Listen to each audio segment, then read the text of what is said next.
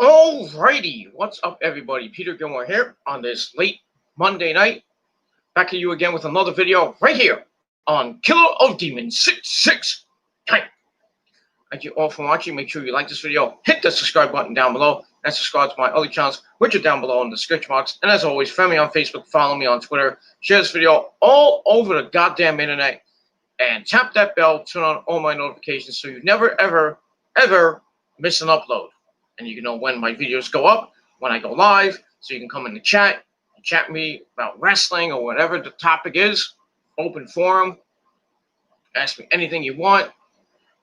And you get recognized and all that other good stuff. And that's pretty much all I got to say about that. So hit the like button. Smash that subscribe button down to death on this channel, my other channels as well. Follow me on Facebook and follow me on Twitter. And like I said, share the videos all over the internet and tap the bell to get notified when my videos go up on YouTube. And that's all I got to say about that.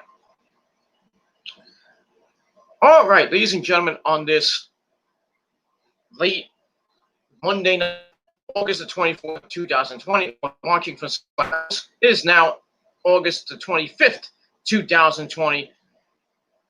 It is time for your late night, Monday night review for August the 24th, 2020 from the Thunder Dome in Orlando, Florida. Or the Amway Center, whatever you want to call it. All right. Monday Night Raw coming off the heels of a meh SummerSlam and SummerSlam weekend with NXT TakeOver doing it was okay, not great. So not an weekend for the WWE and another SummerSlam, but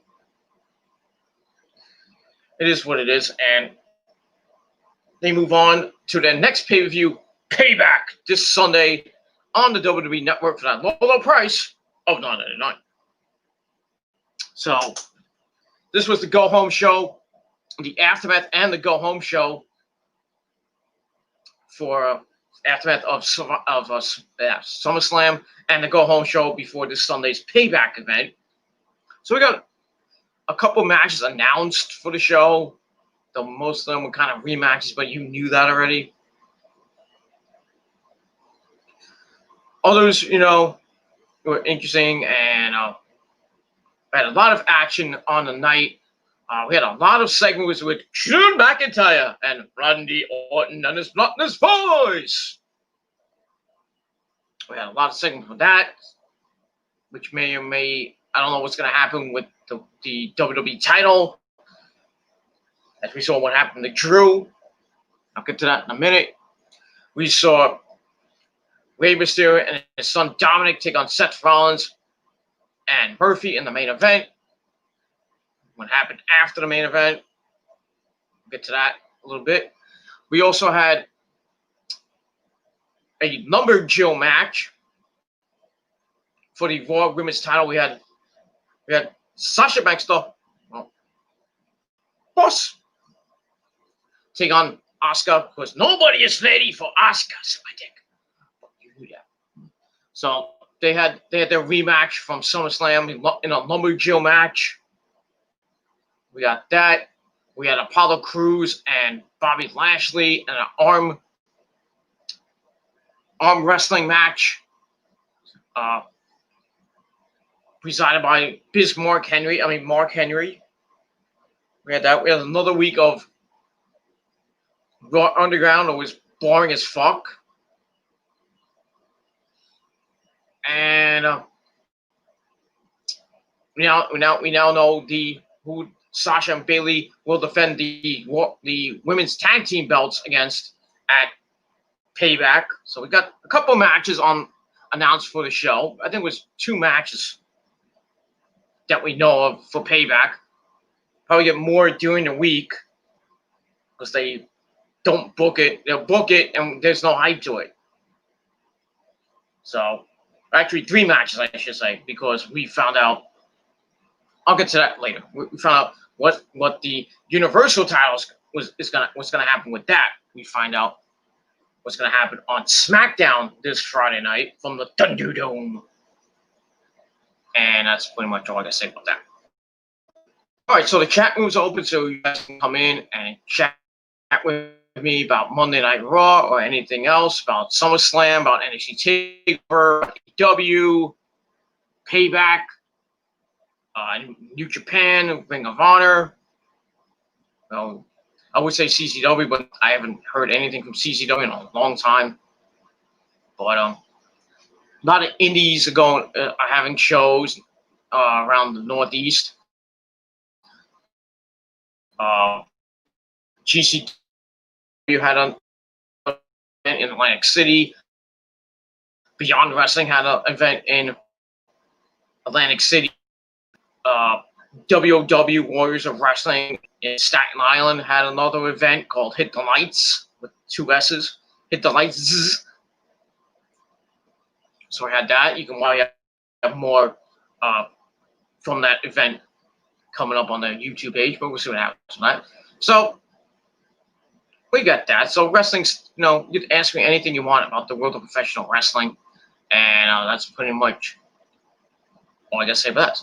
All right, we got one viewer in the chat, so we got chat rooms already open and ready on the way. Stop it, Joe! Stop it, Joe! In the chat, he says, I like the addition of Raw Underground. I feel like it's there to remind you that WWE is a wrestling promotion and not a talk segment promotion.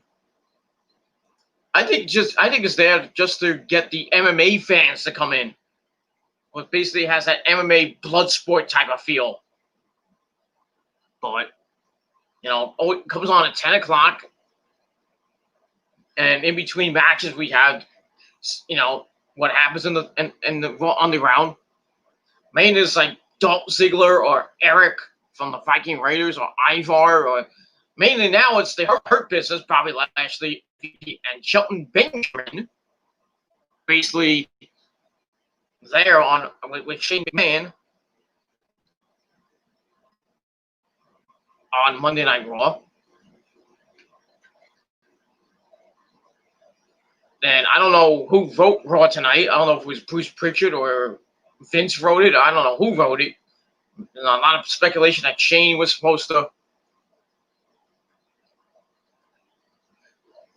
It was supposed to be Shane maybe being named the head writer of Monday Night Raw, but we haven't heard anything over the weekend or anything today. I didn't hear any. I haven't looked at the news today, so I don't know if he wrote Raw or whoever wrote Raw.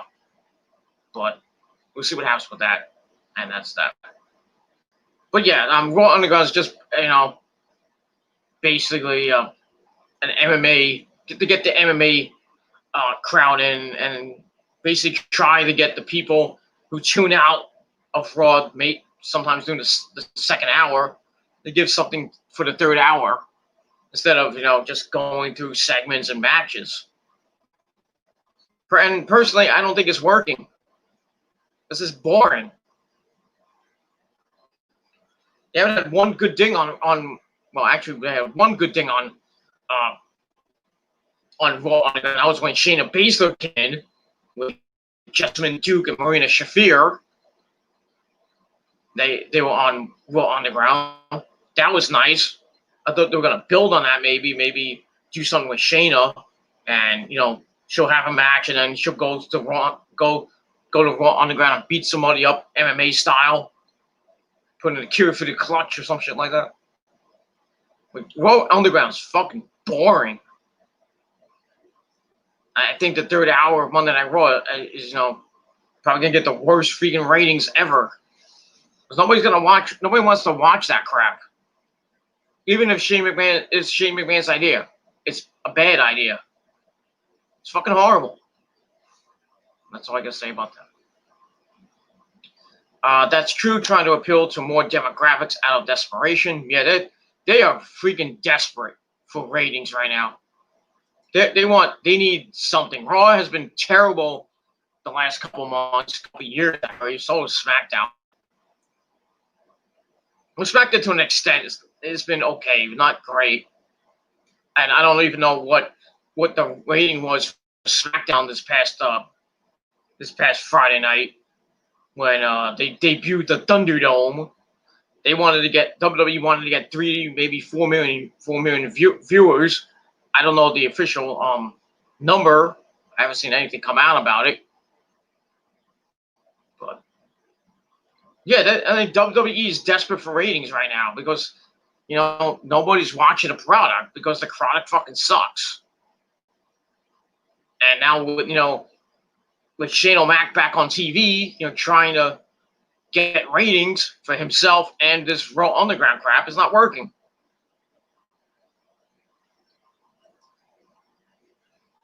It also gives Shane something to do because he's really doing nothing.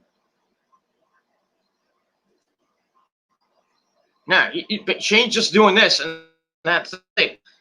And like I said, he may be considered for being head of Monday Night Raw. So there's a chance to be writing Monday Night Raw in the future with Vince and others. So I don't know, but that's what I'm gonna say about that. I mean, like I said, give Shane something to do, but really his experiment's not working. And I don't know what WWE will have to do to get ratings right now because they're falling into the gutter. They're going down the drain right now. And Vince doesn't give a crap. By the way, happy birthday, Vince, you senile old bastard. 75 years old. Vincent Kennedy McMahon. Getting older by the fucking minute. And more senile by the day, by the month, by the year. Getting more senile, more out of touch. It's just horrible. And that's that. Raw Underground segments are too short and too repetitive to feel important. I agree. They're fucking repetitive. Every time we see this fucking shit. I mean, how many more times we want to see Dolph Ziggler in the ring? How many times we're gonna see Ivar or Eric there? How many times we're gonna see the same freaking people, freaking audience members or whatever they are, extras or something? I don't know. How many times we're gonna see the same fucking matches? Same fucking thing, almost the same thing every freaking week. They come on, we see Shane entering the fucking room or whatever they are in the Thunderdome now. Or somewhere in the back, they made a makeshift room out of that. Somewhere in the Amway Center.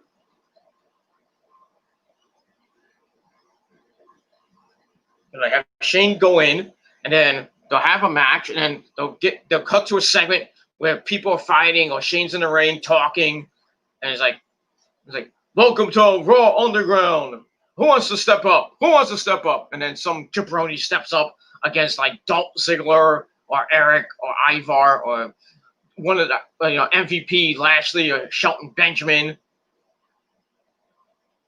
God forbid Shayna Baszler if they decide to put her in there. Or that big tall guy Davo, whatever his name is, Davo Shano, I don't know. Papa Shango, I don't know what his fucking name is. But it's not working. The experiment's not working.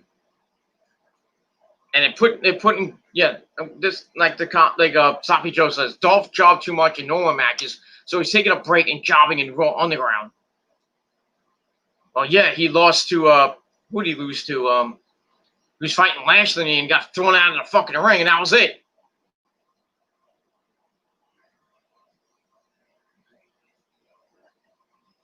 He's just basically doing nothing right now. He's just on Raw Underground every week so he can collect a nice big fat paycheck. They got nothing for him in the ring. He had that little thing with Drew, got beat twice. And then after that, next time we saw him was on Raw Underground getting his ass kicked. Well, winning. He won like a week or a couple of weeks maybe. I mean, but tonight he gets fucking squashed by Bobby Lashley. Yeah, he got squashed for no reason. Don't know why Dolph's on there. I don't know why he's on there either.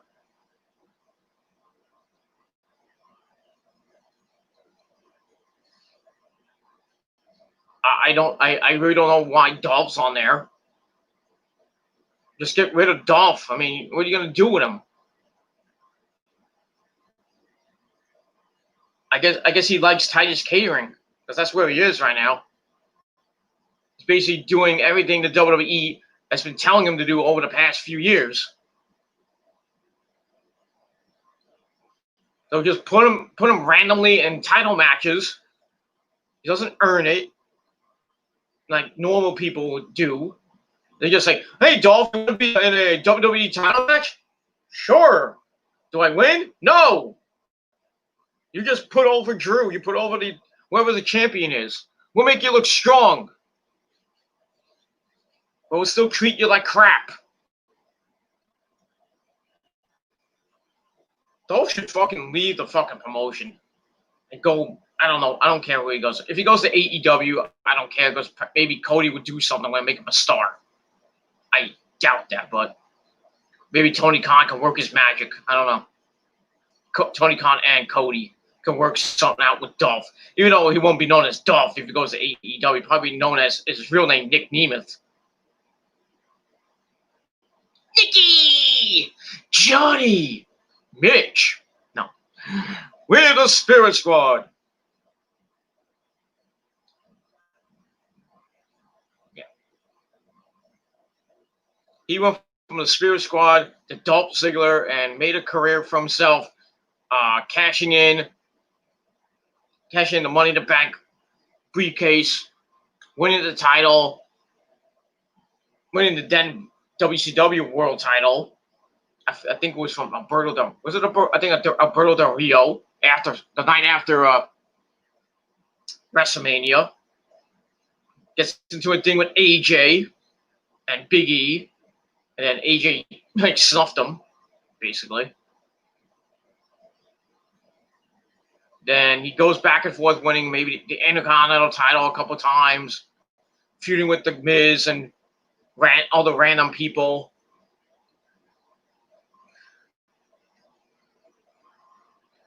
You know, it was a thing with Drew McIntyre. Blah, blah, blah. And now it's just a fucking joke. Fucking joke, Drew McIntyre. Dolph Ziggler. Dolph Ziggler is a fucking joke right now. He should quit WWE and do his semi-decent stand-up comedy thing. Make some decent money with that. Or go to AEW or go to Japan. I don't know if Impact would want him. I don't think Ring of Honor would want him. So, only place he probably will go is AEW, and I don't know if AEW would use him. I don't know how they're going to use him, but it is what it is. Ziggy works best when he's in a group. Him and McIntyre, AJ Lee, Big E Langston, etc. Like I mentioned, most of his best storylines have been in tag teams or factions. That's true. Like I said, like I was mentioning, like I mentioned, you know, he's best, you know, when he's a team, like with Drew McIntyre, like with Big E Langston for Big E, and then with AJ Lee, he was a phenomenal star. He was in like mid card to upper mid card, the main event level matches. You know, he was in like Money in the Bank matches and various other matches. He was a star back then, but now, like you said, he's just getting put in random things.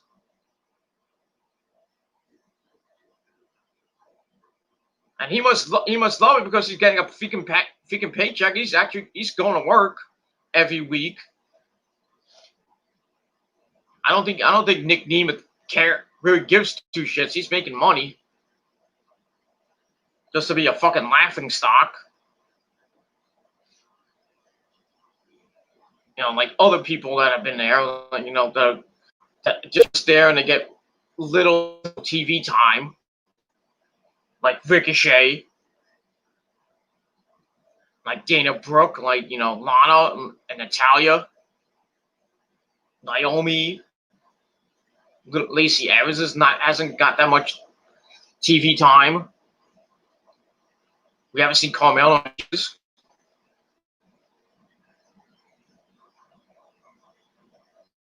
The Riot Squad, Liv Morgan and Ruby Riot, they barely get any TV time. The Iconics barely get any TV time. It's fucking sad. Fucking sad that they can't do anything with their low to mid card talent. Or they just put them in matches where they get squashed. But they don't care. They're making the money. I wouldn't care either, but I know I'm making money. I want to win here. I want to be a star. I don't want to be just there, just in Titus Catering, eating a fucking fish sandwich or some shit like that. Hang out with Ricochet and, Cedric Alexander or Dana Brooke, just not getting any TV time, not getting good matches, getting like jobbed out or put on main event, which I think is still going. Is this still a thing? Is main event still a thing?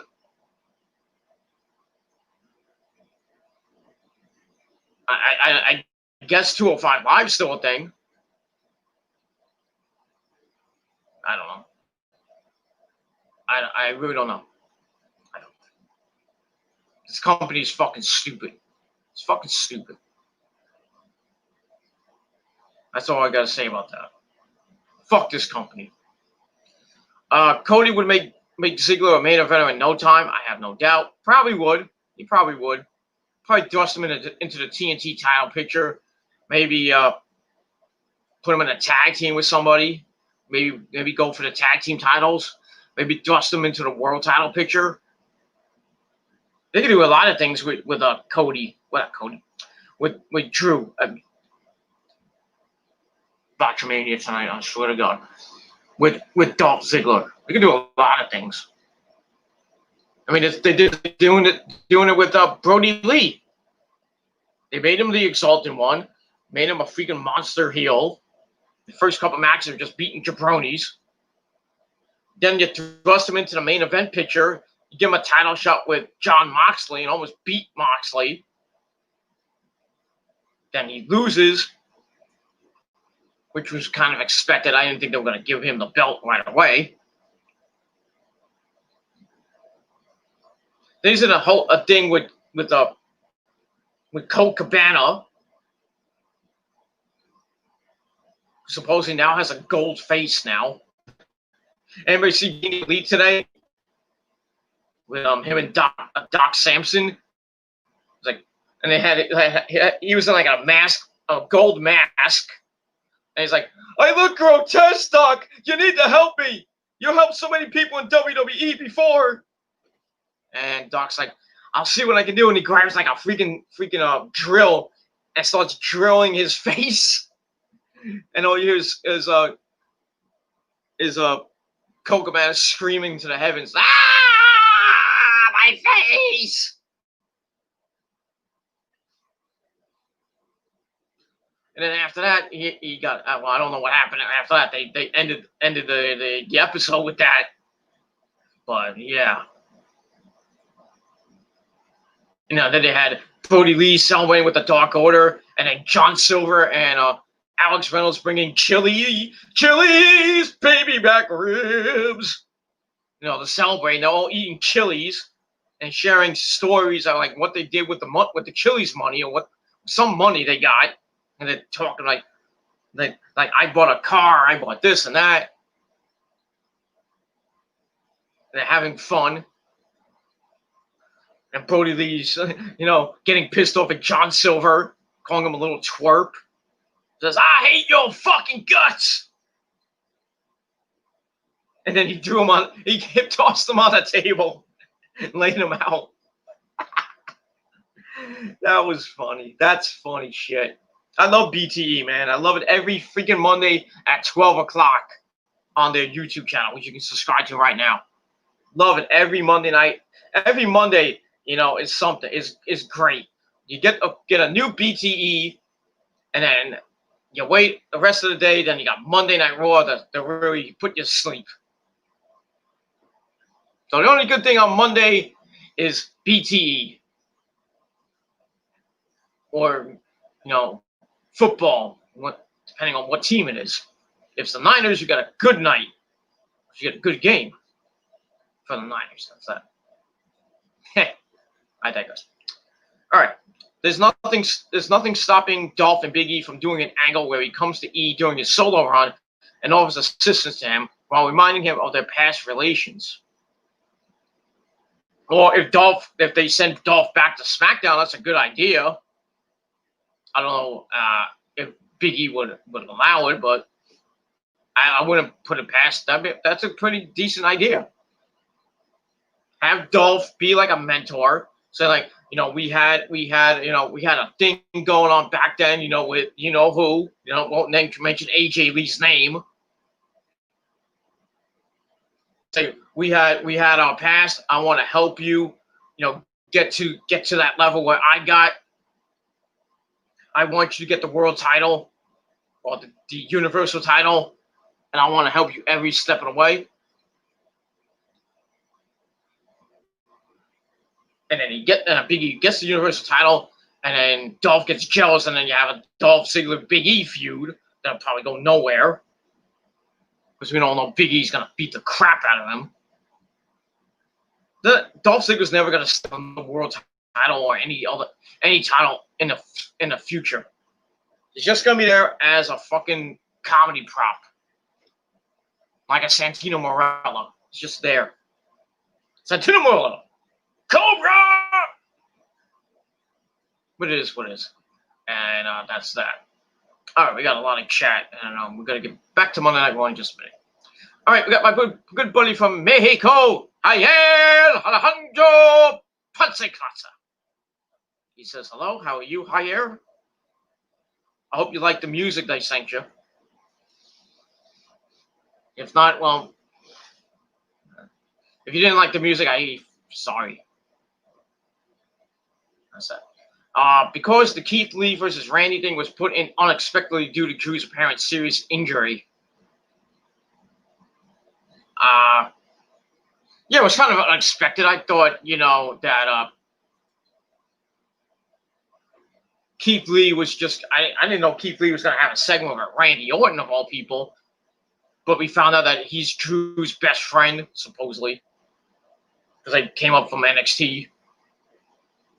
And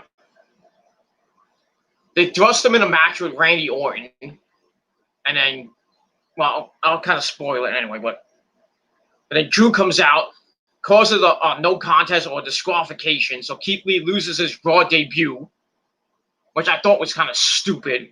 They should have put him in, just a regular jobber match against some local indie jobber.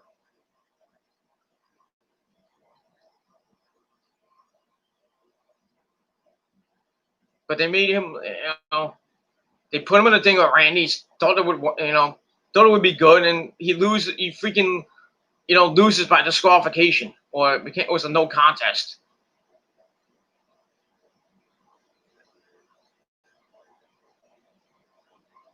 But that's that.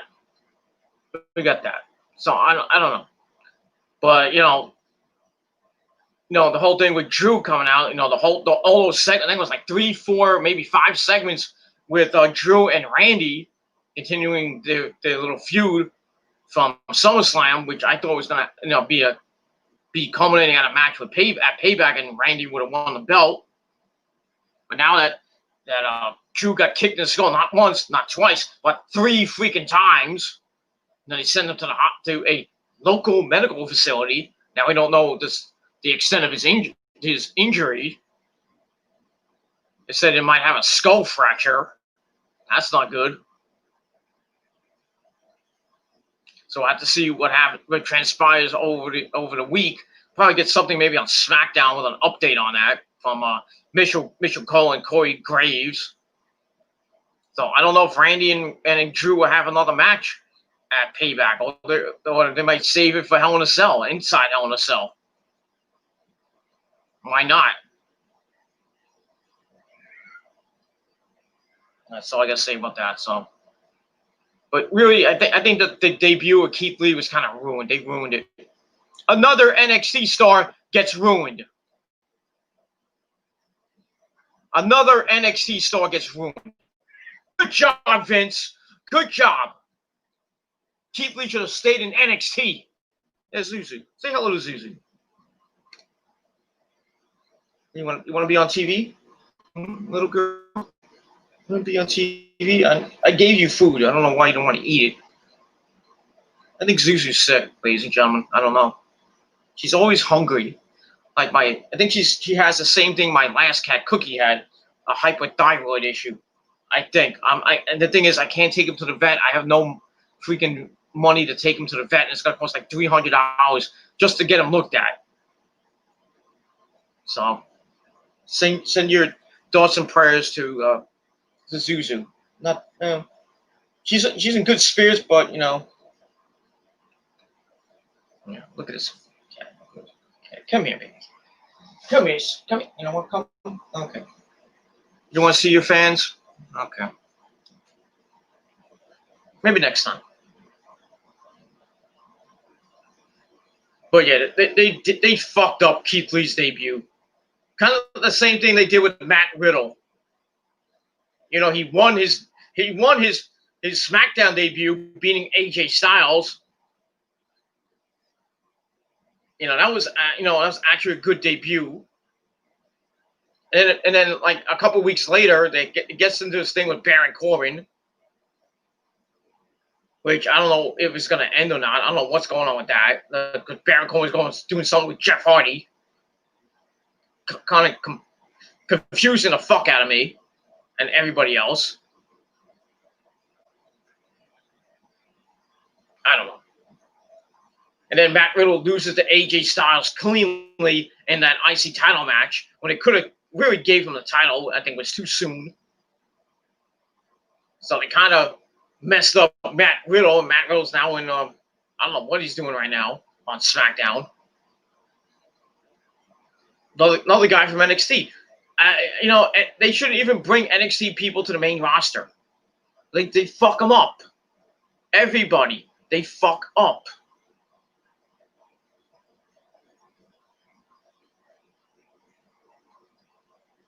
Vince doesn't know what to do with these NXT guys. He doesn't.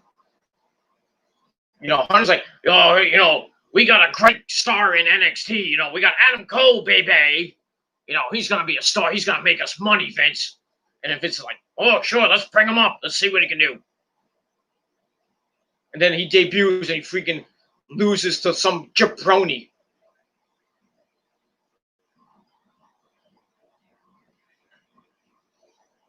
But I didn't like Keith Lee's debut. I really didn't like it.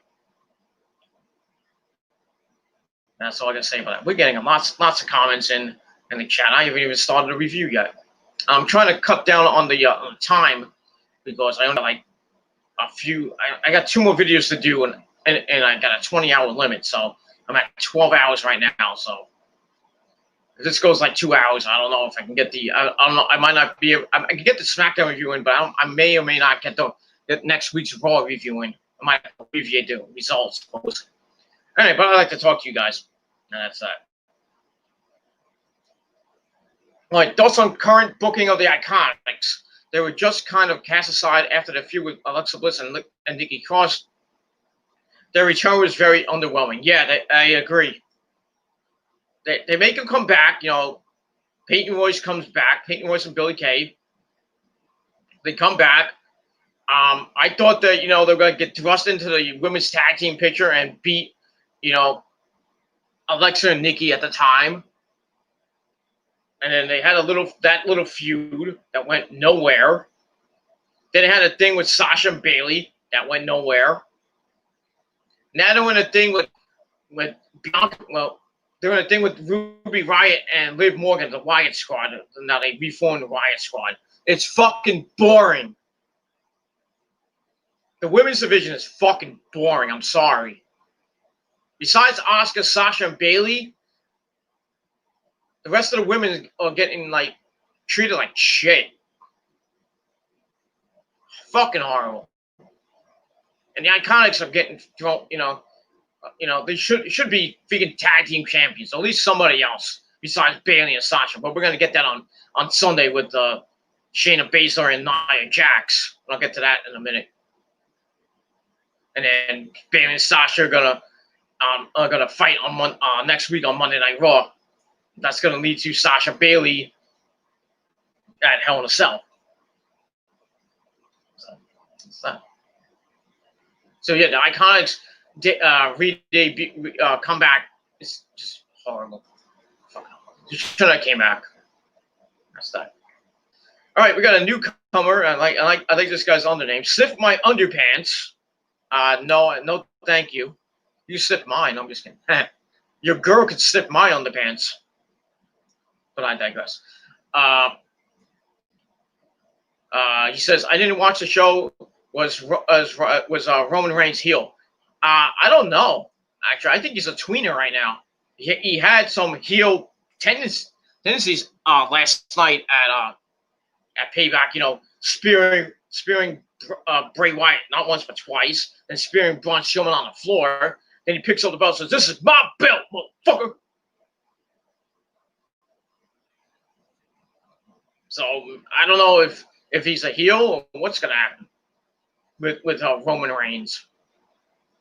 I'm surprised he came back. With all this fucking COVID going around, he's really susceptible to COVID. He gets it. He's fucking done because he has leukemia. He has other illnesses and shit. You'll be out a long time with this fucking virus, and then you will never see him again. That's that. So, Reigns being a heel, I don't know. There's not that many faces on SmackDown besides Matt Riddle. That's it. Matt Riddle, Jeff Hardy, and that's it. I guess Roman's now a tweener, or he's like a hard face. He's a face, but he has those heel tendencies, kind of like Cena. Remember when Cena kind of went edgy, and then Bray Wyatt was trying to get Cena to go over the edge and turn on the kids and stuff like that back a couple years back, and Cena kind of just started going wacko. And I think he had the same thing with Kane. Kane wanted to get the dark side of Cena as well. That's what I think. I think Vince wants to get that dark side of Roman out. What's gonna happen? What would happen if Roman went over the edge? Went completely berserk, and he's wearing a Stone Cold type shirt. So I don't know. I don't know if he's heel or what he is, but he's back. That's gonna help ratings for SmackDown. Big time. Because, Braun Strowman as champion was fucking boring. But now that Bray Wyatt has the belt, guess what happens to Bray Wyatt? Down under buried. That's what's going to happen at Payback. In that triple threat, no holds barred match for the Universal title. They're going to have a contract signing this Friday night. So Bray Wyatt will be a champion for 6 days. And then Roman Reigns will win the title back and go on a nice, long run with the belt. Because who's going to beat Roman? Really, who? Braun? No. I don't want to see Braun with the belt again. Bray? Maybe. AJ? I could throw him in a program with Roman. I don't think he'd win. Matt Riddle? Maybe. Jeff Hardy? Maybe. But if Roman wins the belt, he's holding it for a long time, unless COVID gets him. Hopefully not, but we'll see. And that's that. That's it. Hopefully WWE won't screw it up again with another NXT talent. They're gonna fuck Keith Lee up. Come on. They're gonna fuck it up. They fuck everything up. Every NXT star who's come up has got fucked up. Except for like Seth Rollins and Roman and John Moxley, Dean Ambrose, for you dumb people at home. Everybody else has come up as, they start off hot, then down the drain. Aleister Black, Ricochet, Cedric. Well, not Cedric, that wasn't in NXT.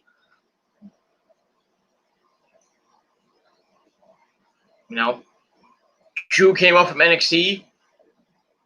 He's the hottest thing going today now. So actually, they did something right with somebody. Drew. He's a monster heel now. He's a big time face. He's the champion, even though the rating is not doing that good for him, with him as champion. That's that. That's it. Although this war was somewhat lousy, do you think the rivalry between Sasha versus Bayley is done after Payback? I think it's gonna start actually, is gonna be done. I think the 2-woman power trip thing is gonna be done after Payback when they lose the women's tag team titles to Shayna Baszler and Nia Jax, which is a strange team as it is. Both women hate each other, and now they're gonna win the tag team belts, but they're gonna lose them because eventually Shayna and Nia are gonna have a match to see who's gonna face Asuka next.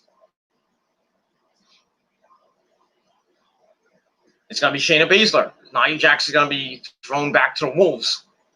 I wish she should be thrown out of WWE, but that's just my opinion.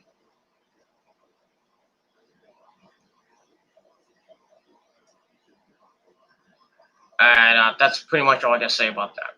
And we will move on from there. But yeah, Raw was kind of lousy tonight. I'll get to it. In a little bit. Sloppy Joe, I don't think Keith Lee is ruined yet. If he gets booked well after his match with Orton, that'll do fine. He'd be a great monster heel, reminiscent of Mark Henry during the early 2010s. I don't think Keith Lee's going to be a monster heel anytime soon, but I think they're going to make him a face, obviously, because, they need some more faces on that fucking brand. But besides Drew, besides Cedric, besides Ricochet and Kevin Owens and Rey Mysterio and Dominic, they need a couple another face. So Keith Lee is there, and I kind of agree. Didn't have the great debut, but we'll see what happens with Keith Lee over the next coming weeks and months. We'll see what WWE does with him, what Vince does with him. It could be good for him. It could be really bad. Hopefully not real bad. So I'd like to see Keith Lee maybe win the WWE title maybe by WrestleMania sometime next year. Maybe he wins the Royal Rumble. Came close last year. Got that epic thing with Roman Reigns. And then he got thrown out by Roman. It is what it is. That's that. But I don't see Keith Lee being a heel just yet. But you never know. What we are sure that Randy Orton is the best heel of the last few years. Yeah, I think he is. I think he is one of the best heels in the last 10 years. You throw Seth Rollins in there now. Kevin Owens, when he was a heel, was a monster heel. There's others though, but over the last couple months, Randy's just been a monster heel, and it's just great. That's just great. It's just been great so far for Randy Orton and his monotonous voice. And what he did tonight, holy crap. That's monster heel. That's what a monster heel does. Especially taking out your champion. Oh, boy. And boy, did he take him out. That's that. By the way, what happens to the Authors of Pain? They got released. As Sloppy Joe said, they got released during right after WrestleMania. So they're gone. Another tag team that should have been champions. Should have been tag team champions, but they didn't. They fucked them up too. And guess where they came from, ladies and gentlemen? NXT. They got rid of Paul Ellering, which I thought was a really bad idea. I think Paul didn't want to commit to a long schedule or something like that. I don't know, something with Paul Ellering. They fucked them up. They put him in as disciples of Seth Rollins, and then I think Razor. I think one of them got hurt. Then was Razor got hurt. That was it. So I don't know where the AOP are gonna go. Maybe AEW, to really boast of that huge tag team division they have. So why not another tag team? Why not? But then again, they could go to TNA because TNA doesn't have much of a tag team division, and Ring of Honor. But I don't think Ring of Honor would want. That's that. All right, slip my underpants. By the way, do you think Cena is done with WWE forever, or do you think he's going to come back for another match in the future? I don't think he's done. Right now, I think as a competitor, he's done. Right now, I think he's just gonna take his time. I think eventually he'll come back for one more match, that ever popular one more match. He might come back at like a big event, like maybe Survivor Series, or come back at the Royal Rumble, or maybe WrestleMania next year. That's up to Cena. That's up to Vince. What he wants, if he wants Cena to come in and do a little program with somebody, like an AJ Styles or somebody else. Oh, he did that with he did a program with AJ. I forgot. Or he does a program with somebody like a Keith Lee or something like that. I don't think he's. I think he's. He realizes that his time is done. Thankfully, wasted freaking 8. I don't know. I think he debuted in 2002. Same time when Randy Orton debuted. 19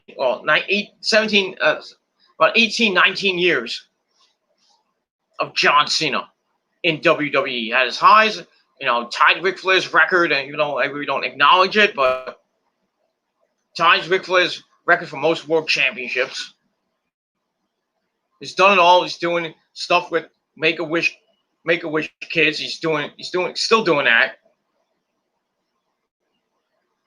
He's doing movies now. He did Daddy's Home Part 1, and I think he was in Daddy's Home Part 2 with Mark Wahlberg and Will Ferrell.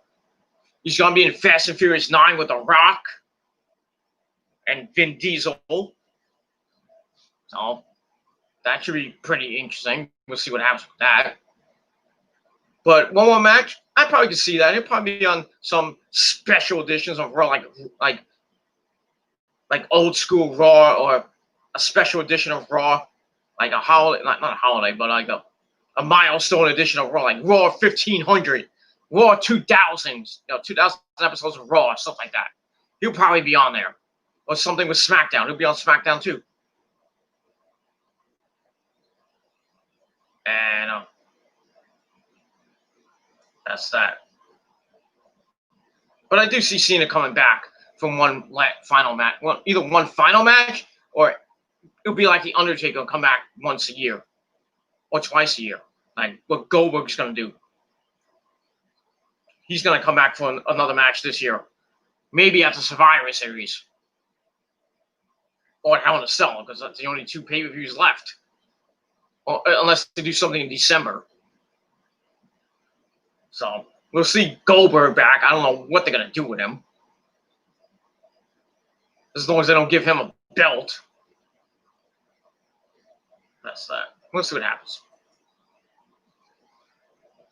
All right. Strowman is awful. He should never have been champion, period. When he won the title, I thought, that they were going to do good things with Braun. But, no, I was wrong. He just was boring as fucking champion. You know, has a thing with Miz and Morrison, which was fucking horrible. Then he has this thing with Bray Wyatt. Beats him at Money in the Bank. You know, I mean, beats him at Money in the Bank. Beat him up. Then they had that swamp match at the Horror Show Extreme Rules, which wasn't even that great. And then they had the match at SummerSlam, which we hoped that the Fiend would win, and he won. But now that he won, the Fiend's gonna get buried and fed to Roman Reigns, which was supposed to be the match at WrestleMania.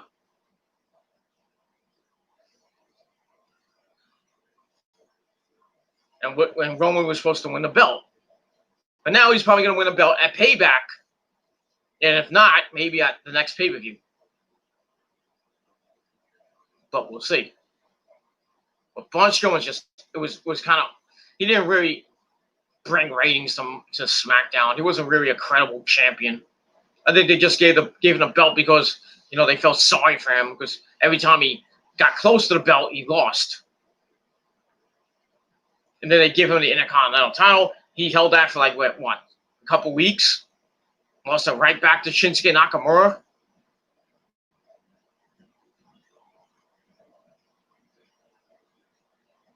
And that was that. So, I don't know what they're going to do with Braun Strowman. Well, they got him in that triple threat match at Payback, but they're not going to give him the belt back.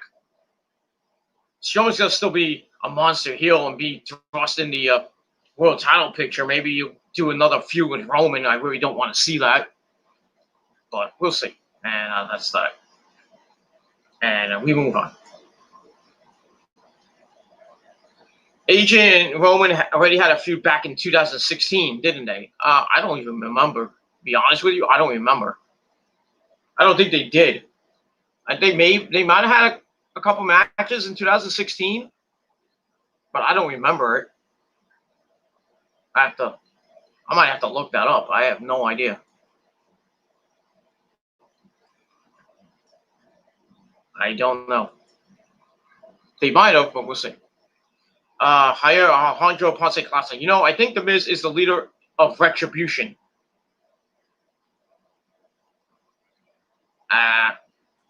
Good guess, but I don't think it will be. It could be. You never know. It could be anybody. It could be Roman. It could be freaking Seth Rollins, as we saw at the end of Raw tonight, with him just laughing and looking on. Hell, it could be Aleister Black, for all we know.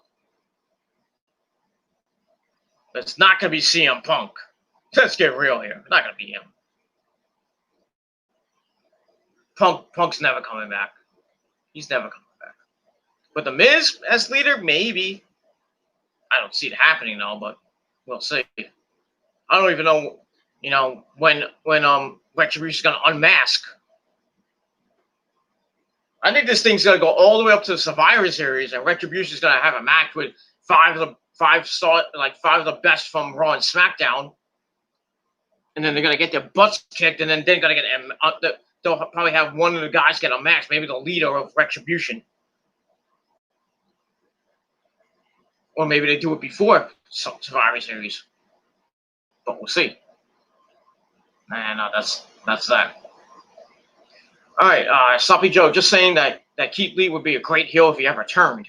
He probably could be. He probably could. But I think most of his career that I've seen has been a face. I don't think I remember seeing him heel unless when he was in Ring of Honor with Shane Taylor. Who was then before when they were a monster tag team, and then they had those series of matches when Shane Taylor turned on Keith Lee, and then Keith Lee left Ring of Honor to go to PWG, and then Keith Lee became a star in PWG, and then it was in Evolve for a couple shows. And right into NXT. And he was a star in NXT. Had really short title reigns, but I guess we're not going to see Keith Lee Killer Cross 2. now that Keith Lee's on the main roster. But we'll see. And that's it. All right, final comment before we finally get to Monday Night Raw. Sip my underpants. Goldberg needs to stay away from WWE. All the matches he's had have been garbage since he returned in 2017. He literally only cares about the money, and that's it. That's true. He had a horrible match with The Undertaker at, was it Super Showdown or Crown Jewel? Almost hurt The Undertaker with that horrible jackknife he did, or some move he did. And Undertaker almost landed on his fucking neck. Then he wins the world title from Bray Wyatt, which shouldn't have happened. Then he loses to Braun Strowman in a match that kind of sucked. But yeah, I think Goldberg came back for the money because he needed to pay for his family, pay for his kid. His kid's like what? I don't know how old this kid is, but I would say he's probably like in his teens. So, needs to pay for his kid because he's got nothing else to do.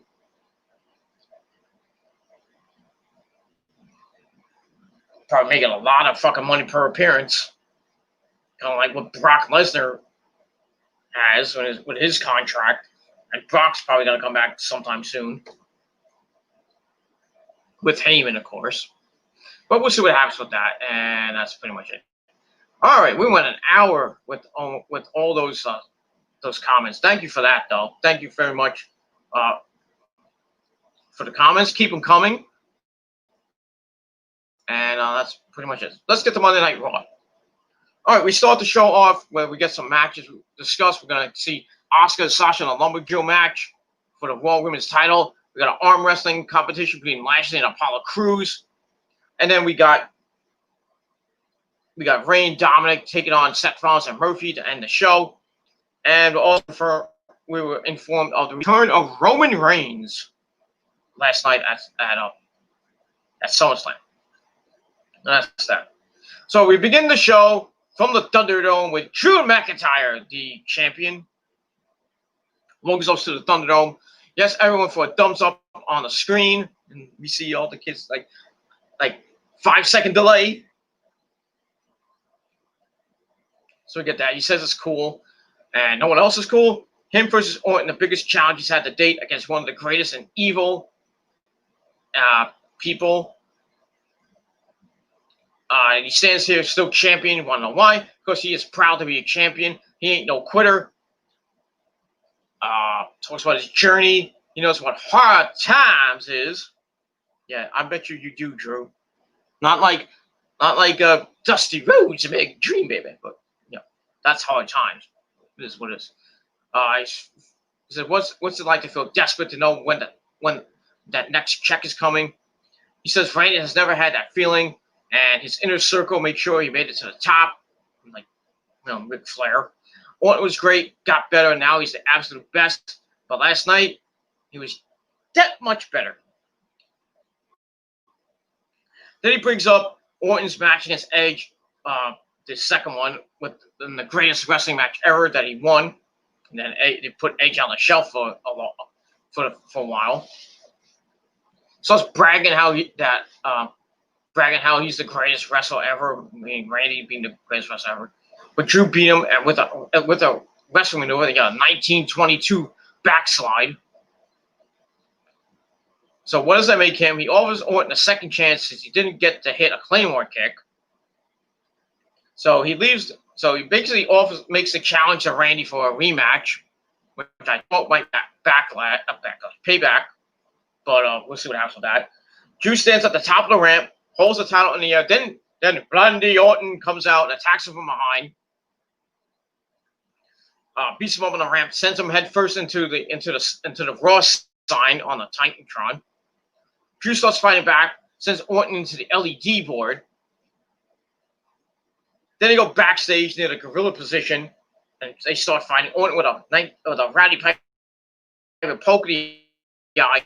Sends Drew into the wall head first. Then he punches him right in the face. And it looked like he missed, but Drew sold it.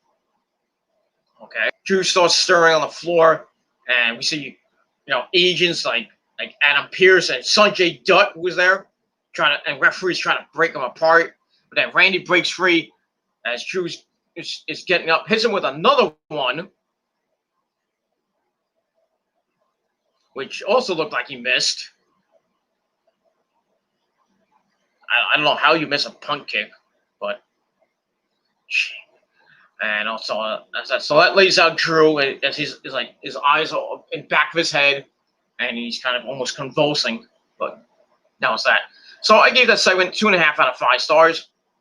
Pretty good, intense segment, and we'll see what happens with Drew and Randy as we continue on with the show. We'll see more of this later on, but I'll get to that later. All right, we go to commercial. Come back. Drew trying to stand on his feet. And referee's like, let's get you to the doctor. And he's like, I'm fine. So basically, almost no selling those punt kicks, kind of like Shawn Michaels did last week.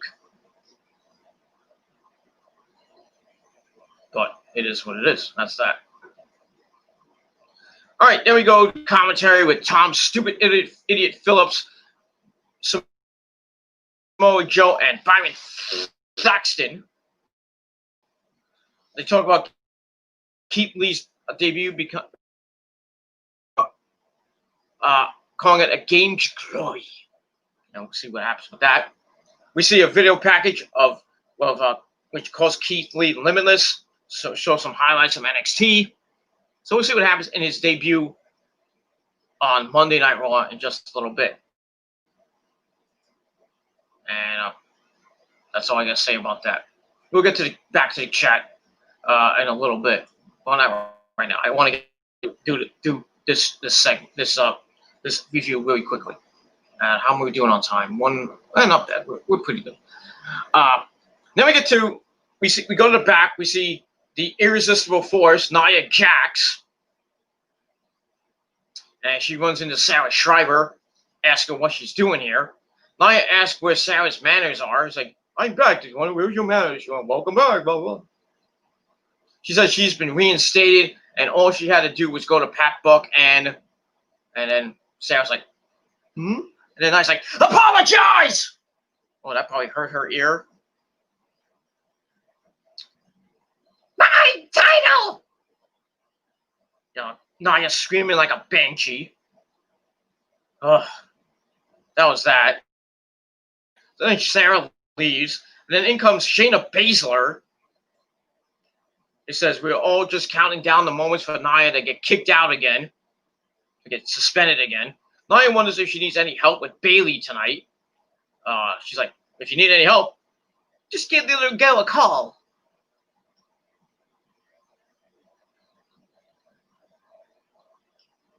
And I think she called her Haystacks Calhoun. She said something after that. And that was that. And we move on. So I gave that 2.25 I saw. So we'll see what happens with Shayna Baszler and Bayley. Don't give me a hug. Later on. Non-title match, of course. And see what happens with her and Nia Jax. And that's that. Nia calls Shayna Adam's family reject, by the way. I don't know where to get these freaking elementary school grade level insults. But I digress. And that's pretty much all I can say about that. All right, after that, we get the 2-woman power trip. Sasha Banks, don't have a shirt on. The boss. And Bayley, don't give me a hug, come out. And they don't look pleased with each other. After SummerSlam, when Sasha lost the Raw Women's title. And Bayley somehow retained the SmackDown title. Thanks to Sasha sacrificing herself. So they're kind of pissed. So Bayley's in action against Shayna Baszler. Let's get to match number 1. And it was an match. Shayna beat Bailey made Bailey tap out a couple weeks ago when Shayna and Asuka were tagged to the match, and then we see Nia Jax come out to look on. That's that. And Shayna sends Bailey into the corner. Bailey with a go behind.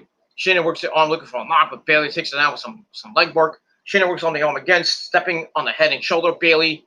And that's that. I'm going to abbreviate some of these results because I want to save some time. We're getting near the end. We get a roller from Bailey's fall. Shayna turns it into a triangle.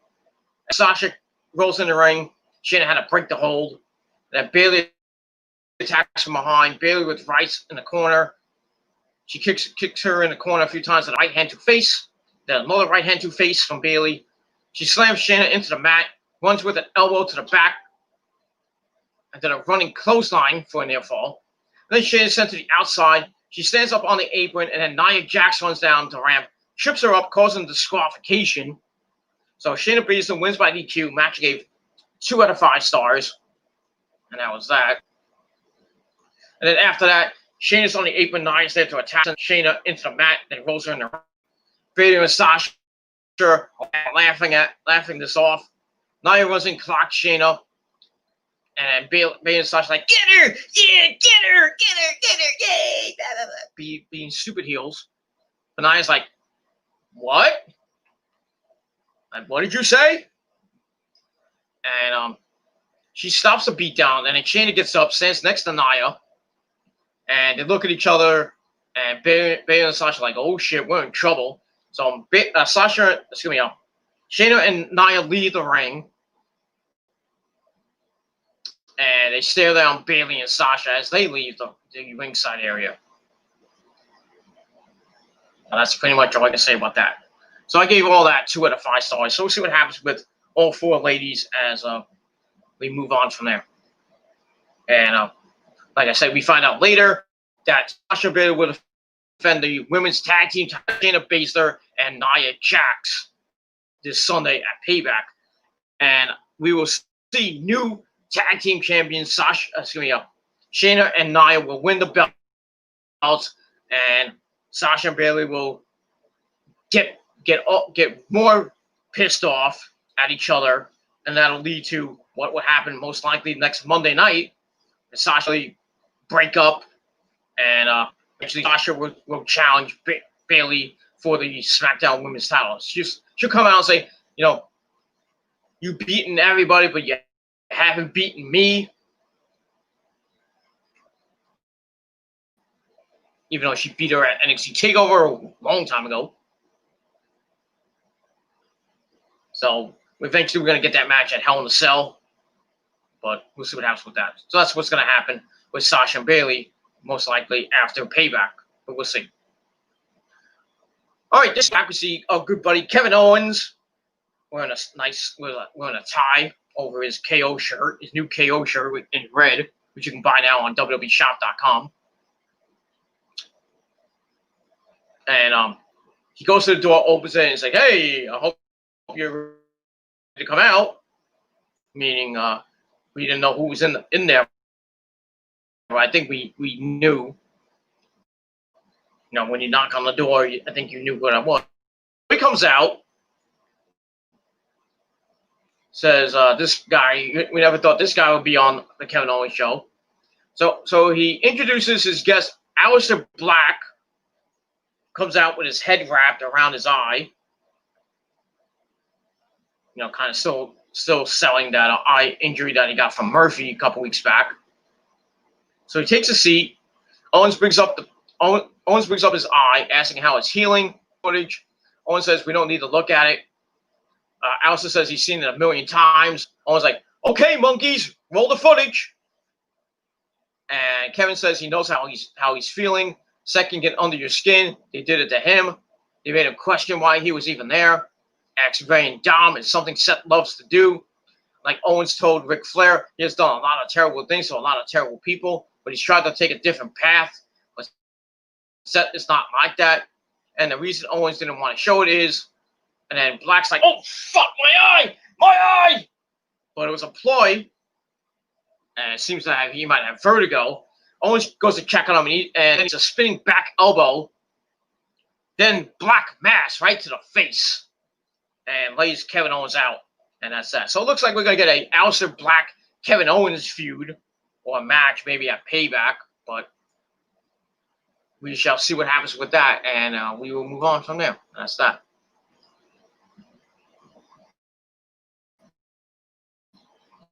We move on. So I gave the one segment 2.25 out of 5 stars. Then we go up to the back with Bayley and Sasha arguing. Bayley says they will take care of Shayna and Nia. Remains to be seen. I don't think they will. I think they'll lose the ball. Continue to argue with each other, and that'll lead to the eventual breakup and their match, most likely at Hell in a Cell. And that's that. All right. We go to break. We come back with match number 2 for the 24/7 title, a fatal 4-way match. We had the champion Shelton Benjamin, who I didn't even know had the belt, taking on R-Truth and Akira Tozawa and Cedric Alexander, all former champions. This match is boring. It was just horrible. In the end, Truth was fighting Akira Tozawa. He hits the ropes, issues an axe kick. Shelton kicks and locks up, but Akira runs up the back of Truth and sits atop Shelton's shoulder, only to get powerbombed onto the ninjas on the outside, who catch him to shoot Akira back on the apron, and Akira's like, "Power! Sushi!" Stuff like that. And Truth sends Shelton over the top rope onto the ninjas. And then while that's happening, Akira rolls up R-Truth with a 1922 fruit roll up, and 1, 2, 3 becomes the new 24/7 champion, I believe, for the 4th or 5th time. I lost count. I don't care. This belt is horrible. And that's all I can say about that. So I gave that 2 out of 5 stars, and we're gonna move on. Afterwards, Shelton attacks the ninjas as Akira runs on the ramp. He takes the belt and the point of this entire match along with him. What was the point of this filler match? Fucking horrible. That's all I can say about that. All right, then we go to the back. We see Schreiber run up to Randy Orton. Wonders if he cares about what Drew said or what Randy did to him at SummerSlam. Orton's like, "Yes, I do," with his monotonous voice. So we're going to hear from Randy in a bit after the break. So we come back. Randy's in the ring. Talks about doing what he wants when he wants. Promised all of us that he was going to RKO Drew, kick him in the skull, and take the title, but he didn't. And then we hear the piped-in crowd booing the crap out of Randy. Okay. Orton says we can call him a lot of things, but one thing he will forever be is a man of his word. That opportunity presented itself earlier, and he took it to kick Drew not once but twice, and he enjoyed it a lot. Why? Because Drew stood in the ring and offered a rematch out of pity, and he wants to remind Drew who the hell he is. He is Randy Orton. He is the monotonous voice, and he is the legend carrier. And he says he's the greatest. And then we hear the music of Keith Lee. Well, he didn't have his. He has some new music, which kind of sounds like his old music, but kind of like a remix version of it. Not liking it that much. I liked his old music, but this was. So Keith Lee comes out, making his Raw debut. Tells Randy that he seems a little perplexed. That makes sense because they haven't been properly introduced. He says, "Greetings and patience, Mr. Orton. I'm here to offer you a spectacular and privilege to stop what you're doing and bask in my. It's me." Says Orton has been called many things. He's also been, and Keith Lee says he's been also called many things. He is limitless, and since the limitless one is which he's never felt before, with respect to his friend Drew McIntyre, I'd like to step in and offer you a challenge right here, right now. So Orton starts circling around Keith Lee, moves his hoodie. He's like, "Maybe later," and then he leaves. That's it. So we're gonna get Keith Lee and Randy Orton one-on-one for the first time. We'll see how that match goes. But not a bad segment. I gave it 2.25 out of 5 stars. and it was a decent way to introduce Keith Lee, but the match that was, just let down, and that's all I gotta say about that. And we'll move on. All right, there we go. Backstage with Charlie. She's talking, and then she sees Selena Vega and Angel Garza with that bachelor bitch. Why? I guess they want to hype the bachelor season shit, or just to hype her in general. I have no idea what the fuck this chick is doing. Besides trying to get Angel Garza's dick and Ivor's dick in her ass. I guess she's a fucking whore, but it is what it is. So Charlie says hello. Asks Selena if she's ready to admit that she poisoned Montez Ford. So Selena's like, the footage didn't show anything. Didn't prove anything. So Angel's like, you got caught. So what? So Selena's like, you're not helping. And I have a match to prepare for, so we got to get out of here.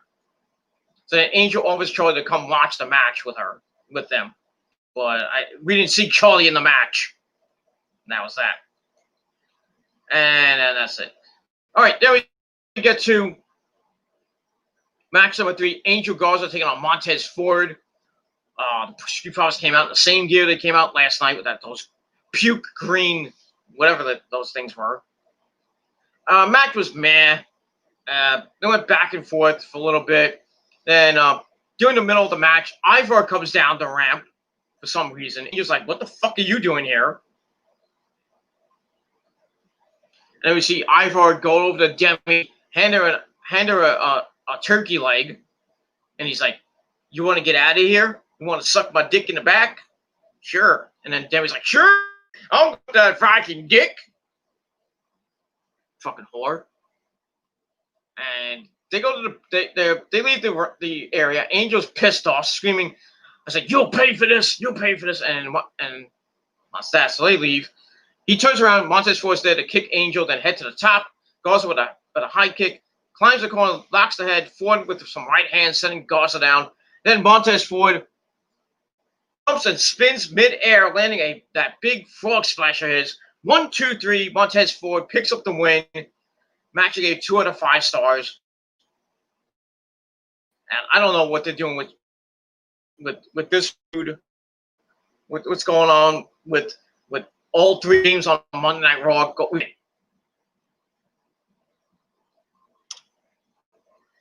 I'm telling you, Raw and SmackDown's tag team division fucking sucks. It fucking sucks, ladies and gentlemen. That's that. Let me move on from there. All right, I went too far in my notes. All right, we go backstage. Nia tells Shayna that she realized that if they team together, they can win the tag team titles. She wants those titles. Shayna says she's down as long as if she helps. And Nia gets off her back. Nia's like, okay, I will, as long as you follow my lead. And Shayna's like, okay. Bitch slaps her. That's that. So we'll see what happens with that on Sunday. If they can coexist, I think they will. They will win the titles, like I said before. And that's that. And then we see Liv Morgan and Ruby Riott come in. They have some words for the Iconics. Bianca Belair comes in. They head to the ring. So I gave the Nia Shayna segment 2.25 out of 5 stars. And that's that. Then we go to commercial. We come back with match number 4, Selena Vega and the Iconics taking on Ruby Riott, Liv Morgan, and Bianca Belair. And match was kind of boring. I really don't give 2 shits about the match. We get into the end. Selena Vega, Bianca gets a hot tag. She comes in, starts beating the crap out of Selena. She rebels and lifts Selena and drops her with a glam slam. Not as great as Beth fucking Phoenix, but that's that. Then she hits a moonsault off the ropes for a near fall, as the Iconics are there to stop it. Then Ruby and Liv come in to hit stereo insecurities. Selena then rolls up Bianca with a 1920 schoolgirl for a near fall. Then Bianca hits a big right hand to face, and then picks her up in the torture rack. Then she hits the KOD 1, 2, 3. Ruby Riott, Liv Morgan, and Bianca Belair get the win. Match I gave 2 out of 5 stars. I didn't give one single solitary fuck about this. Continues to Selena Vega, Bianca Belair feud. Continues to Iconics, Ruby Riott, and Liv Morgan boring as fuck feud. The women are going nowhere, and that's all I gotta say about that. Besides Sasha, Bayley, and Asuka, and Shayna and Nia, everybody else is going nowhere, and that's that. All right, we go to the back. We see Ricochet and Cedric having a little arm wrestling challenge. Cedric says he doesn't seem pressed at all, losing the title match he had.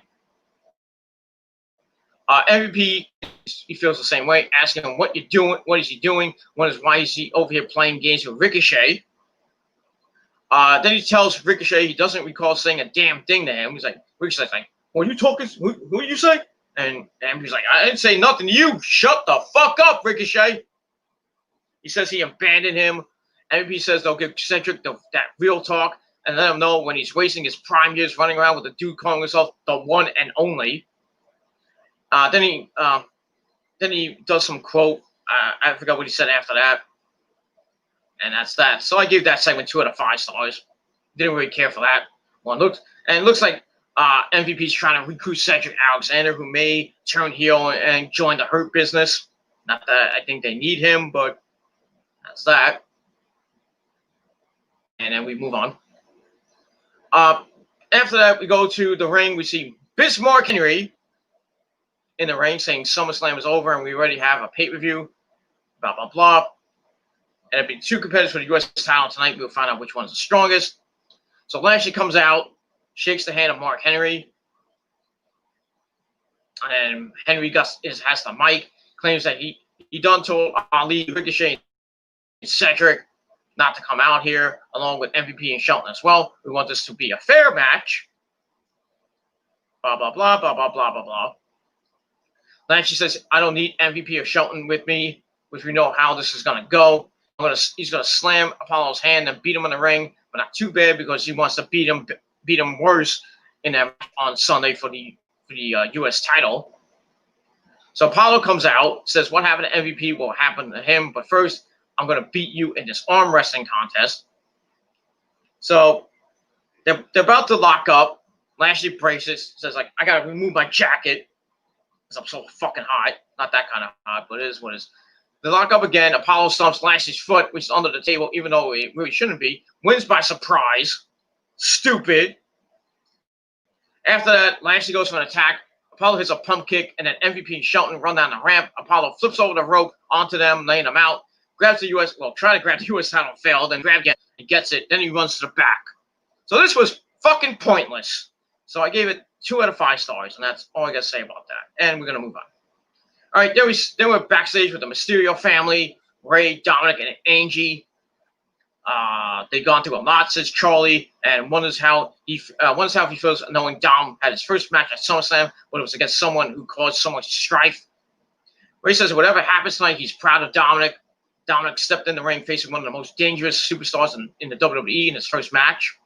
Ray couldn't ask for anything more. So Charlie asked Dom if he was nervous going into the match. Dominic says he was terrified, but he knew that no matter what, he had his family in his corner, and that's what gave him the courage. Ray says it's something that Seth didn't understand, and he says one day Seth will have a family of his own. He will have a family of his own. He got Becky Lynch pregnant because he didn't pull out of 2. But I digress. And he will understand what Seth put Ray and his wife through. But for now, Ray's family's together, and Seth has to deal with the consequences because last night Dominic became a man, and tonight's not about winning or losing. He's proud of Dominic for standing there in front of him, knowing how much pain he's in. Ray loves him so much, and he knows tonight will be a great night, a night he's dreamed of for so many years, and he'll be damned if Seth ruins the moment. And he says Seth talks about the bright future of Raw. So Ray says, well, Seth, you're looking at it. And that's that. So that ends that segment. So that was a pretty nice segment from the Mysterios. And we'll see what happens in the main event. And I gave the segment 2 0.25 out of 5 stars, and that's that. All right, then we go to the ring.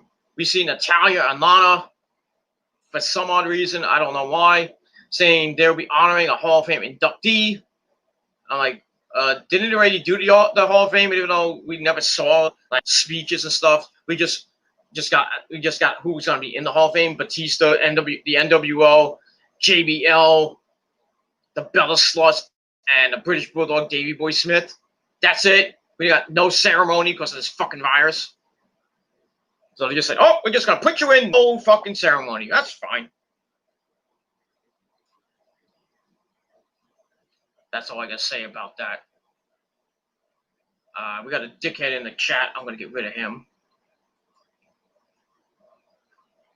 So you are out of here.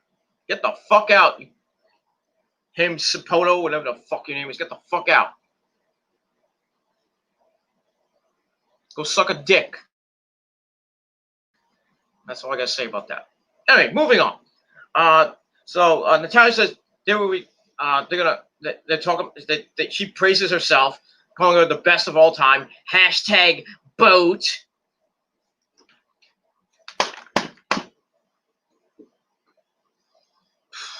Stupid fucking shit. When he's from Natalya and Lana. Lana needs to get the fuck out of WWE. Go be with Rusev wherever Rusev is gonna go. If it's gonna be it's TNA or AEW at this point. I don't know which one it is. She needs to get the fuck out. She's fucking boring. And her TikTok videos are fucking crap too. Just her showing her tits and ass. Whoop the damn do. Haven't we seen that before from people on TikTok? Anyway, so Natalya says they will retire the chick with the kick. I thought they were talking about Trish. But Trish is already in the Hall of Fame. Natty has put together a video package for Mickey and blank screen, and that was supposed to be a joke. I didn't get the joke. I didn't give his two shits. So Mickey comes down in this fucking outfit with her fucking tits coming out. Holy fucking shit. She shoves Natty, then hits a chick kick on Lana, knocking her out, and that ends the segment. So this little feud continues on that I don't give two shits about. So I gave the segment 1.5 out of 5 stars, and that's pretty much all I can say about that. And we will move on from there.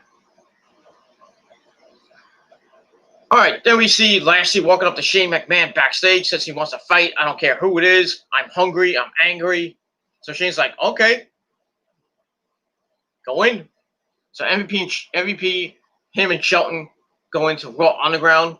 And we see Shane fist bump that big ass fuck bouncer. Okay, that's that. So we go to break. We come back with Raw Underground. Lashley, some poor white guy out. So he chokes him out, gets rid of him. Then Ziggy comes in, releases his ponytail. She's like, "Oh, I'm serious now." So Ziggler shoots the leg. Lashley blocks it. Ziggy's able to take him down, but Lashley lifts and slams him down, drops some right hands. He kicks Ziggler in the back a few times, grabs his head. Ziggler kicks his head and locks in a 1925 sleeper. Lashley rolls, but Ziggler holds on. Lashley rolls him off, and then sends Ziggler flying into the crowd, which I guess got the win. This ain't sumo wrestling, but it is what. So Lashley gets a win. I don't care. And then MVP and Shelton sends some poor schmuck in the ring to get his ass handed to him. And that ends that segment. So I didn't give two shits about that. I gave it 2 out of 5 stars. The fucking experiment with Raw Underground is fucking boring. And that's all I can say about that. And I'll move on from there. That's that. All right, then we get to match number 5, Keith Lee and Randy Orton versus Bluntness Boys. How much time we got? All right, we'll see what happens with that. We move on, and pretty back and forth match. We get near the end. Keith Lee comes back after getting beat up by Randy. Hits a crossbody off the ropes. Lee hits. Keith Lee goes outside, lifts Orton by the head, sends him into the ring, hops on the apron, and enters head first, but Orton kicks him, then knocks the head, hits the hits the demon draping DDT to Keith Lee. Then Orton slithers and gets ready to strike with the Gilmore Cutter. Then we see Drew McIntyre come out, pulls Orton out of the ring, causing disqualification. Match itself was all right. I give it 2.25 out of 5 stars. Drew chases Orton around the ring, and then Orton leads through the crowd. And Drew gets in the ring, showing us all how angry he is. So we got that. So kind of a wasted freaking debut for Keith Lee. And that's pretty much all I can say about that. Not a bad debut, but I would have liked to see Keith Lee maybe coming in and beating some jabroni up, or maybe being Raw Underground, beat some fucking guy up. At least have been a bit decent debut, and then instead of him losing by disqualification. But I digress, and that's all I can say about that. Then we see Drew backstage with Charlie. He's kind of walking like sideways. I think he has vertigo. I don't know what happened with Drew. Drew says he's very happy for Keith Lee. Okay. Charlie says he was kicked in the skull not once but twice, and what he's been experiencing. Drew says he doesn't feel good. Orton tried to end his career. Then he looks at the camera, addresses Randy, and if he's watching, and then Randy comes from behind, beats him up. Then he hits a third punt kick, laying Drew out for a third time. As referees come in, and they're telling Orton to back away, and Orton's like, fine! And that's it. So that ends that segment. So I give that 2.25 out of 5 stars. And that's that. Then we go to another segment with Drew McIntyre, and we see Charlie outside the trainer's room. And she says that overheard the doctor saying it might be a skull fracture, and it looks very serious. But she'll be back with an update later on. But we'll see what happens with that. So I give that 2 out of 5 stars, and we will move on from there. All right, match number 6 for the Raw Women's Championship. Asuka, nobody is ready for Asuka. Take my dick. But you knew that. Taking on Sasha Banks on a Lumberjill match. Bayley's at ringside, being one of the Lumberjills. We had Shayna Baszler, the Iconics, Lana, Natalya, Mickie James, Ruby Riott, and Liv Morgan, and Bianca Belair. All the women of the fucking division. Match itself was all right. It wasn't bad. Get near the end because I want to save time here. Sasha has her apron. Sasha flies off. Asuka moved. Sasha takes out Liv Morgan and Ruby Riott with a crossbody. Then Asuka's on the apron. She runs with a sliding knee. She tries all the lumberjacks to try and get to Bayley.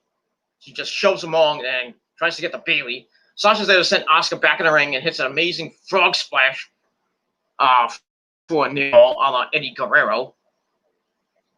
Then she tells Bayley to go get a chair. Bayley gets the chair, but Shayna Baszler's there to grab Bayley and shove her down. Asuka then grabs Sasha, spins her around, locks in the Asuka lock.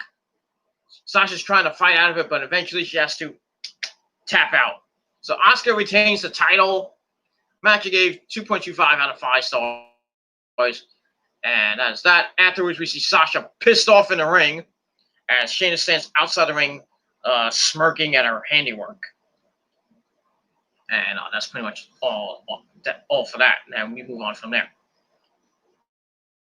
So we'll see what happens with Sasha, Bayley, Shayna, and Nia at Payback. And like I said, Nia and Shayna will win the women's tag team belts. And Sasha and Bayley will continue to bicker and eventually break up, maybe have a fight on Monday Night Raw next Monday night on SmackDown.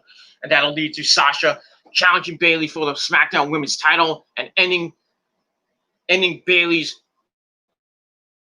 almost 1 year reign as champion. And Sasha will be the first, well, not the first. She'll be a 6-time women's champion as she will hold the SmackDown belt for the first time. And I hope she'll probably lose it right away, because every time Sasha's held the belt, it's been for a couple weeks or maybe a month or so. really short title reigns for Sasha. And that's that.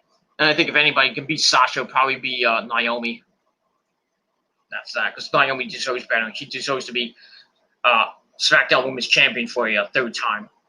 But we'll see what happens with that after Sasha and Bayley finish their feud, which will they'll culminate this feud at Hell in a Cell, not inside Hell in a Cell. Then they might do something on SmackDown or Raw, have maybe another match on there, and then probably have a third match, maybe a Survivor Series, or we'll see what happens with that. And we move on. All right, then we go backstage. We see Ambulance taking Drew away. Charlie says Drew will undergo more evaluations, see what the extent of his injuries is, but we're not going to hear that. So not going to find out until maybe SmackDown. So we're going to wait till Friday to see what's going to happen with Drew McIntyre. I think he might have a skull fracture, but they're going to say a skull fracture, so he's going to be out for a while. So probably his next title defense will be at Hell in a Cell against Randy Orton inside Hell in a Cell. But we'll see what happens with that. Then we see Keith Lee tells Charlie that there's a large portion of him that would like to tell Drew not to interfere in his Raw debut, but this is a little different. Drew is tough and he's gonna be fine. But Randy, I can't say the same for you. So we'll probably get a little feud with Randy Orton and Keith Lee before Drew comes back. So maybe get a rematch on Raw next Monday night, and we'll see what happens with that. So I give that 2.25 out of 5 stars, and we will move on. And that's it. All right, then we see Cedric Alexander and Raw Underground getting his ass kicked by Lashley.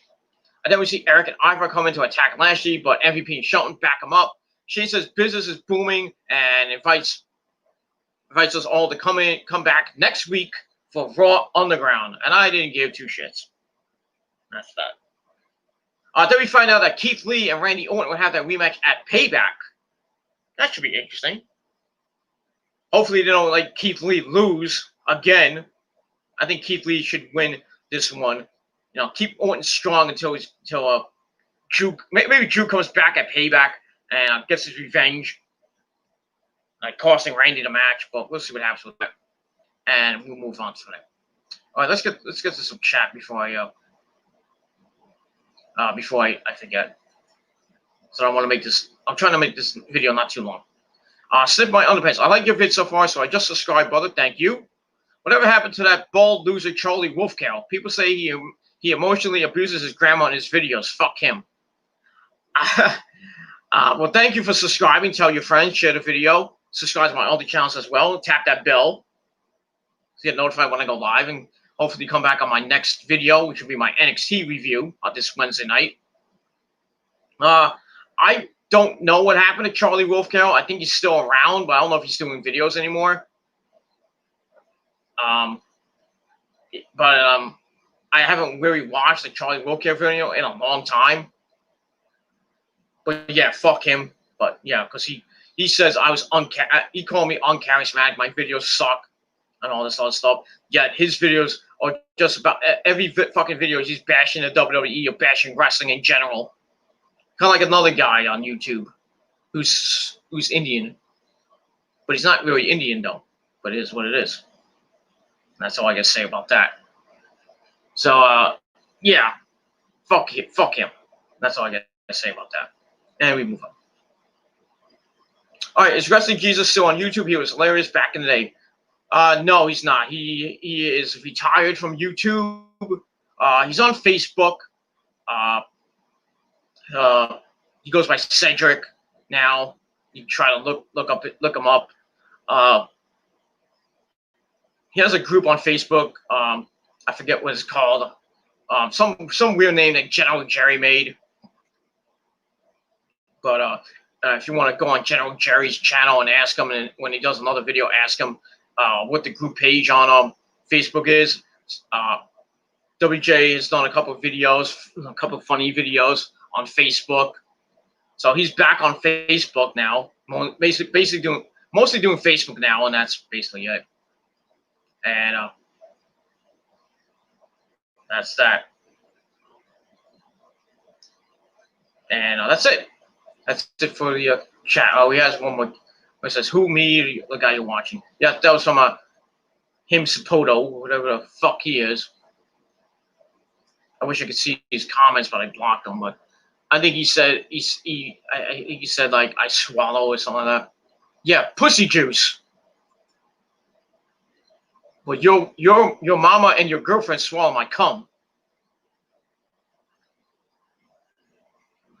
Just saying. Just saying. Another stupid troll, another jealous troll of me. Probably left me a dislike. I don't give two shits. I care less. That's it. You're blocked. You can go to fucking hell. That's that. And we move on. All right, then we get to the main event. Seth Rollins and Murphy taking on Ray and Dom.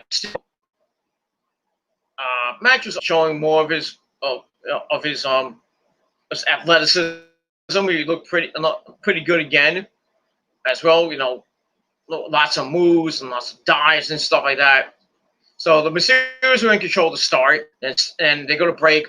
Seth Rollins starts beating up on Ray. Ray eventually comes back, gets the hot tag to Dom. He goes a little berserk, and then Murphy stops it. Dom's on the apron, hits a springboard clothesline for a near fall. Murphy then shoves him.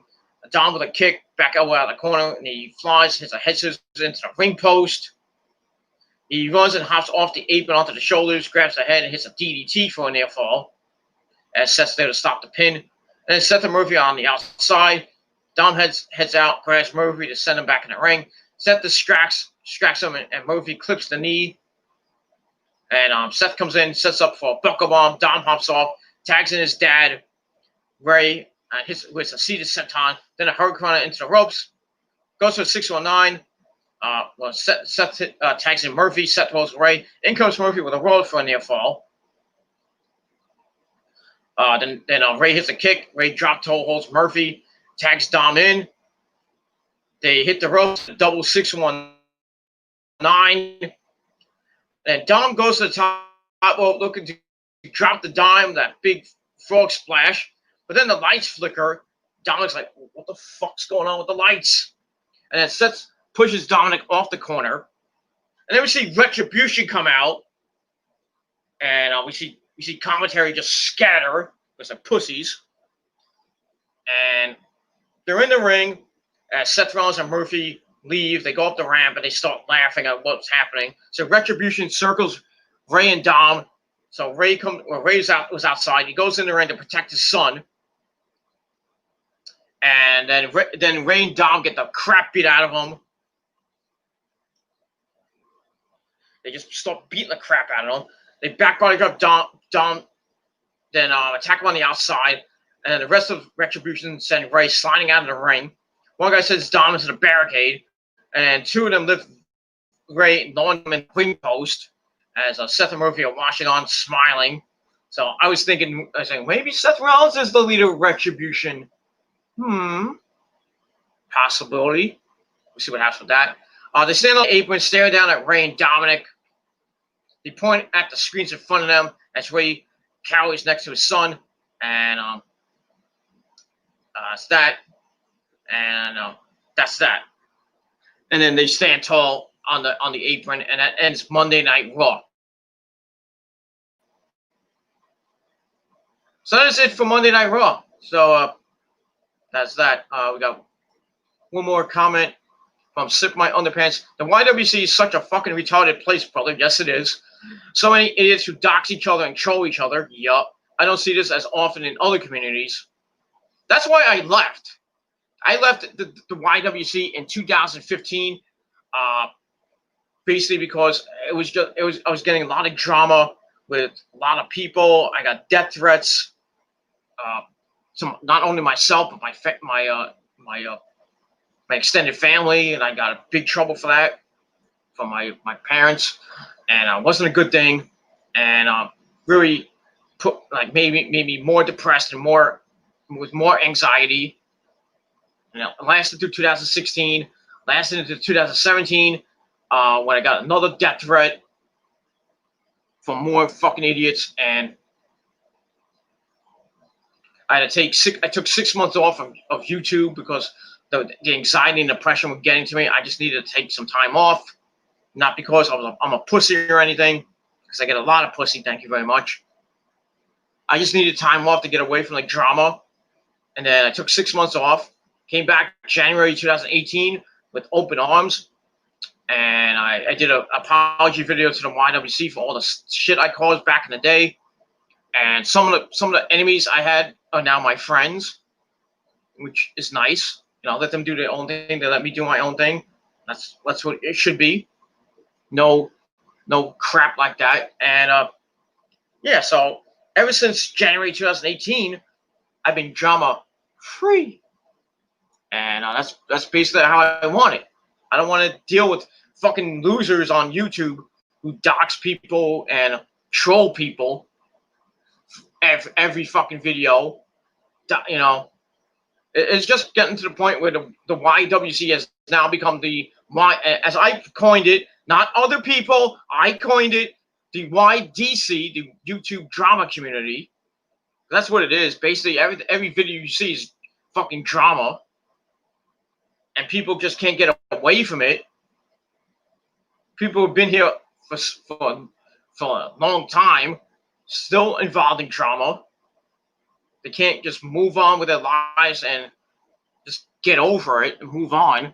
Then you have other idiots who've been on this website for a few years, acting like complete and utter imbeciles, going back and forth, and mostly 20, 30-year-olds doing it. People crying like a bitch on streams. I mean, it's fucking pathetic. This fucking community is fucking pathetic, and that's why I left. I don't know if you want to get into the community, Sip My Underpants, but I advise you not to. I strongly advise you not to get involved with anything. You know, just do your own thing on YouTube. Just do your own thing. Don't get involved with any groups, or because they'll turn on you in a heartbeat. You know, I'm supposedly in a group, but I'm not really in the group. I was in a group called the Fortune 4 Shooters with Wrestling Otaku and Mike Salim, and then they basically, that really was a bad decision because I got a whole bunch of drama for that shit. That's what happened in 2007, 16, and 17. I left there, and I've been basically a better person now. I'm getting a lot of people liking my videos and blah, blah, blah, blah, blah, blah, blah, blah, blah. Getting subs here and there, little by little. Getting more respect, which I wanted when I first came into this fucking community. I was an unknown. I got into drama. They got me a lot of subs, though, but now I just want to be drama free and just do my thing. And if you can't handle that, then too bad. And that's pretty much all I got to say about that. Anyway, final comment of the night. Gonna bounce, brother. Take care of yourself. Don't worry about the shitholes in the community. A lot of them are wannabe tough guys and spastic nutcases who think they're badass. All the best, brother. Well, thank you very much for that. And I will do that. And you do the same. Thank you for subscribing. Big ups to that. Thank you very much for that. Like I said, tell your friends about the channel. Have them maybe come on my next review on the Peter Gilmore YouTube Wrestling channel this Wednesday night for my NXT review. Have them subscribe to this channel and all my other channels, which are down below in the description box. And have them friend me on Facebook, follow me on Twitter, and share the video all over the internet. But most importantly, tell them to tap that bell so they know when I go live or when I do a video. And that's all I got to say about that. So that's it for my video. Thank you all for watching. Thank you to Sip My Underpants, Jair, and Sloppy Joe for coming in the chat. We had a nice, good chat. Didn't want to really go 2 hours because I want to save some time. Because I got to do my SmackDown review this weekend. I got my Raw review for next week. And then my time on StreamYard resets. Because I got a 20-hour time limit. And I already have like 12. After this video, probably like almost 15 hours. So I got to cut the review short starting Friday and starting next Monday. So I can't really go 2 hours or 2.5 or 2.5 hours, or almost 3 hours. I can't do that. I would love to, but I don't want to. But it is what it is. But thank you for coming in and chatting with me. And we had a good chat, and we'll see what happens on Wednesday night for my NXT review on the Peter Goodman YouTube Wrestling channel, and that's that. So Raw gets a 5.5 out of 10. Wasn't really that great, kind of lousy. Another crappy go-home show. So we'll see what happens with the Raw brand matches on Sunday at Payback. We got Keith Lee and Randy Orton. We got Nia Jax and Shayna Baszler taking on Sasha and Bayley for the women's tag team titles. And that's it. For SmackDown, we got Bray Wyatt defending the Universal title against Braun Strowman and Roman Reigns in a no-holds-barred match. We got a contract signing on Friday night. That should be a clusterfuck of a contract signing, because you know how contract signings are. So that's going to be interesting and probably end up in a humongous brawl. We'll see what happens with that. But Roman Reigns comes back to SmackDown and comes back to the Thunderdome. So we'll see what happens this Friday night on the program. We'll see maybe more matches get announced during the week. I'll be doing my predictions on TBC 176 this Saturday night after I get home from work and have dinner and be with the missus. We'll do the predictions, and then this Sunday we will have, after Payback goes off the air, we'll have our Payback review, and we'll see what happens with that. Come in the chat. We'll talk about Payback, and we'll start the road to Hell in a Cell next Monday night on Monday Night Raw, and that'll be it. Go through most of September and then into early October. Or if they do an event in September, I don't know if they're going to, but if not, it's probably gonna be I don't know if it's gonna be October. They might go all the way to October with the next event. I don't know when the next event is actually, because they got Takeover in October 4th. I think the week after is Bound for Glory from TNA, and they could do it the week after that, which I think is October the 18th, I believe. Yeah, October the 18th. They could do Hell in a Cell. You do a late in October, but we'll see what happens over the next coming weeks when the next show is, and that's that. All right, everybody. Thank you for watching. Peter Gilmore signing off. Thank you for watching. Subscribe, smash the like button to death, hit the bell, get notified, and share the videos all over the internet. And friend me on Facebook and follow me on Twitter. Twitter link down below in the description box. So that's it. Thank you for watching. Have a great rest of your late Monday night. Go to bed if you're in the Northeast. If you're on the West Coast, start thinking about going to bed, or stay up and have a late night snack. I might actually grab some ice cream. So I'm gonna have some ice cream and some Pepsi or some stuff like that. I'm gonna watch some more videos and then go to sleep, because I really got nothing to do this week. I'm off this entire week, which sucks. So I'd rather be working a couple of days this week, but it's just hard working 3 to 4 days. I would work a 9 to 5 full time again, but my body is just fucked up. My body's fucked up. My health is not as great as it used to be. But I've survived COVID twice. Got negative results on my COVID test. Rosa just got another test today for the 3rd time. So hopefully she's negative once again. But we shall see what happens with that in the next couple weeks. And we'll see what happens. So pray for Rosa that she gets a negative test, and that's that. All right, everybody. Thank you for watching. I'm Peter Gilmore signing off on this late Monday night. Thank you for watching. Join me again on Wednesday night on the Peter Gilmore YouTube Wrestling channel for my NXT review. And then Thursday night on the same channel, the Peter Gilmore YouTube Wrestling channel, with my AEW review. Then Friday night, back here on the Killer Demon 669 channel with my Friday night SmackDown Live review. Saturday, we got this whole week, we got reviews, except for tomorrow. Unless something comes your way tomorrow. Some big news or something big happens tomorrow. I'll be back probably on the phone. I don't think I'm going to come back on any of my respective channels, but we'll see what happens with that. And we're going to move on from there. So thank you for watching. I'm Peter Gilmore signing off. Thank you, everybody, for coming in the chat and watching and subscribing. Leaving a thumbs up, hopefully. And if not, well, fuck you, man. that's all I got to say about that. So thank you for watching. I'm Peter Gilmore, once again, signing off. Peace, bitches.